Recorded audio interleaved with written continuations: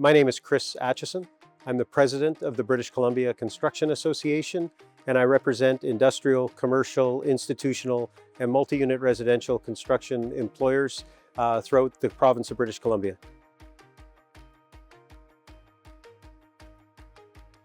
Prompt payment legislation, now known in British Columbia as the Construction Prompt Payment Act, is the new law that introduces payment certainty and adjudication into the construction ecosystem of British Columbia. The British Columbia Construction Association and our association partners from all over this province have been advocating for this for decades. We've been looking with envy at what Alberta has been doing, what Ontario has been doing, and what many other provinces have brought into place with prompt payment legislation and adjudication reform. So we're thrilled that we have a law in place now. We need to work really hard with the provincial government to develop regulations for this law so that we can swiftly and promptly enact the law in British Columbia. So we're at the starting line. Now we have a law in place. We need the regulations to fulsomely and responsibly bring that to the hardworking contractors and skilled trades workers of British Columbia.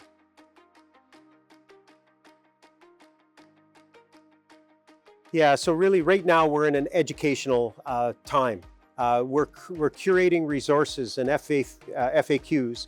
We want people to really pay attention to what the Act says, what the questions that we can answer in that Act now based on having subject matter experts provide webinars, be at places like Buildex to share the information that we have, all the while continuing to work with the government on developing regulations that will have maximum impact. At the end of the day, what we want to make sure is that people have mechanisms for payment certainty in British Columbia, which has been absent from our ecosystem for a long time. So we want to have cash flow, payment certainty, and means for rapid adjudication or mediation of any contractual disputes.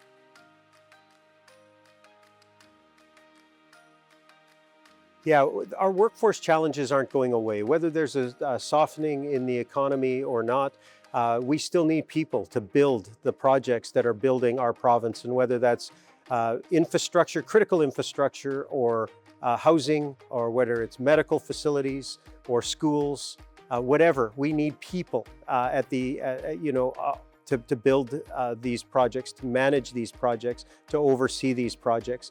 We have an aging demographic in general, and that's very true for the workforce in the construction industry as well. So we're working very hard to attract new entrants at the front end of the exciting opportunities in construction, as we know that many people are retiring from our industry as well. We have a great opportunity to diversify our industry, and programs like Integrating Newcomers and the Skilled Trades Employment Program introduce a fresh, new cohort of skilled workers into our workforce, people with tremendous leadership potential, people with an aptitude for building things with their hands or for leading projects. And we want to continue to make inroads. We want to continue to be a welcoming industry of high opportunity.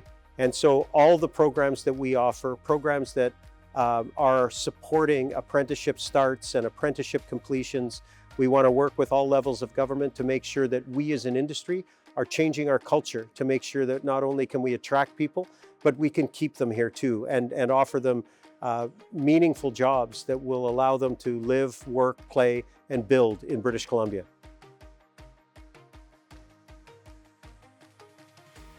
Yeah, as I mentioned in the other workforce solutions piece, we've done a good job of telling people about the merits of working in the construction industry, that there are high opportunity occupations, they pay well, you have portability, you have transferability, you can work on exciting projects, and you can leave a legacy.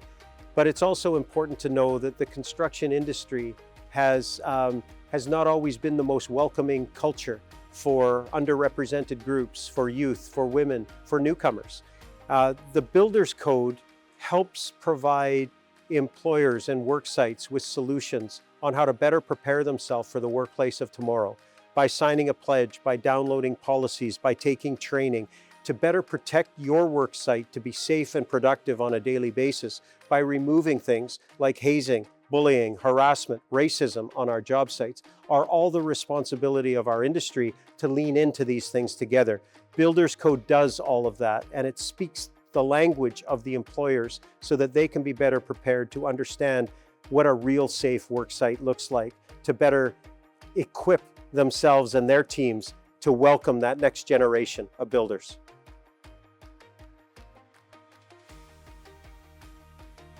We need to communicate.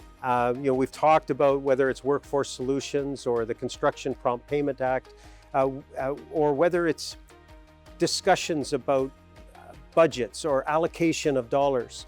Construction continues to need to be a facilitator of discussions that talk about the end user groups, to the contractors who are building, to the owners who are buying, and whether it's investors coming into our province. We need to be respectful of that entire continuum of users, and the importance of the construction associations in that dialogue is paramount. We can bring people together. We are not only builders of infrastructure and critical housing, but we're builders of community through our ability to connect people. Associations play a critical role in making sure that those connections can happen. So communication amongst all stakeholders isn't just something we should talk about, isn't just something that we should say we are doing. We need to commit to doing it and bring people together in the same room if we're going to use taxpayer dollars responsibly, attract investment, and actually build the province that we want to see for our future.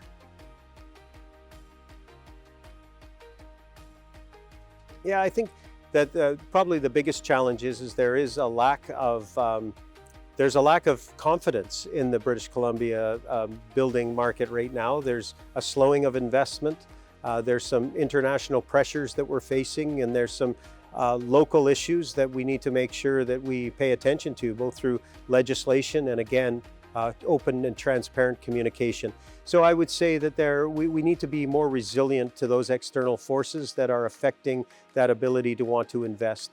It's all good to have more affordable housing. We all want that, but we also need to make sure that we have a continued pipeline of investment and opportunities to build, so that contractors can feel good about building, whether it's housing or critical infrastructure in British Columbia.